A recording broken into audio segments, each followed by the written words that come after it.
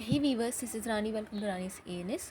In this video, we are going to see what are assumptions to law of diminishing marginal utility. ये वाला question attempt करते समय आपको पहले law of diminishing marginal utility का जो लॉ है वो लिखना पड़ेगा, उसका एक्सप्लेनेशन लिखना पड़ेगा। इवन आपको यूटिलिटी का अगर आपको मीनिंग और डेफिनेशन पता है, यूटिलिटी का मीनिंग भी लिख लिया तो भी बहुत है। अगर आपको डेफिनेशन पता है तो ही लिखिए, नहीं तो नहीं लिखिए, नहीं तो आप डायरेक्टली अजम्पशंस पे जंप कर सकते हैं। और इस वीडियो में मैं एक्सेप्शंस भी बताऊंगी of the law of diminishing marginal utility. First one, assumption rationality. It means that consumer's behavior is normal and he tries to maximize his satisfaction.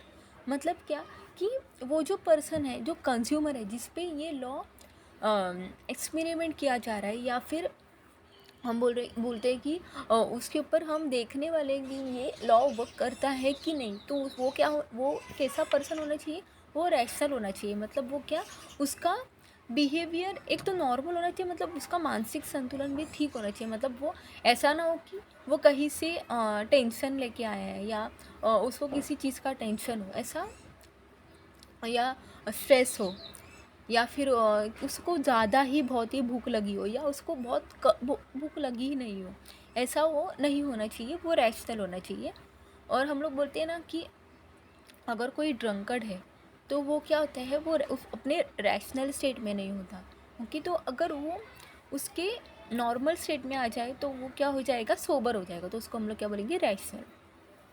तो और वो क्या है कि वो ना अपना जो सेटिस्फैक्शन है ना, वो मैक्सिमाइज करने का ट्राई करेगा। ये क्या है, law of diminishing marginal utility में बताया जा रहा है। Second one, cardinal measurement. Utility can be cardinally और न्यूमेरिकली मेजर्ड। ऐसा हमने किस में देखा था, हमारे जो फीचर्स है यूटिलिटी के उसमें देखा था। बट क्या, hence mathematical operations are easily possible to no.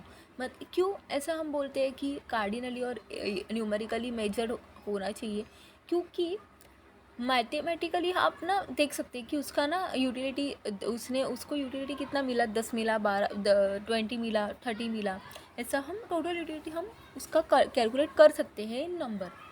And to compare the utility, मतलब और वो कंपेयर भी कर सकते हैं, मतलब इतना बढ़ने के बाद उसका कम कहाँ पे हो गया, तो वो कंपेयर कर सकते हैं from each unit. Okay, third one, homogeneity. Homogeneity मतलब क्या, all the units of commodity, मतलब जो कमोडिटी उसको दी जा रही है ना कंज्यूम करने के लिए, वो एग्जैक्टली होमोजीनियस होनी चाहिए। होमोजीनियस मतलब क्या, और आइडेंटिकल इन साइज। मतलब होमोजीनियस मतलब एक ही प्रकार की, एक ही साइज़ की, एक ही शेप की, एक ही कलर की और एक ही टेस्ट की। मतलब वो जो आपको दे रहा है वो एक ही थिंग होनी चाहिए, ऐसे नहीं कि अलग अलग हो। जैसे कि अगर आपको वो बिस्किट का पैकेट दे रहा है, तो उसमें सारे बिस्किट्स, अगर वो बिस्किट्स के पैकेट दे रहा है तो उसमें सारे बिस्किट एक ही कलर के होने चाहिए, मतलब एक ही ब्रांड के होने चाहिए, ऐसा मुझे बोलना है। ओके, और अलग अलग नहीं होनी चाहिए, जैसे कि ऑप्शंस बहुत सारे नहीं होने चाहिए, वो एक ही होना चाहिए। Fourth one, continuity.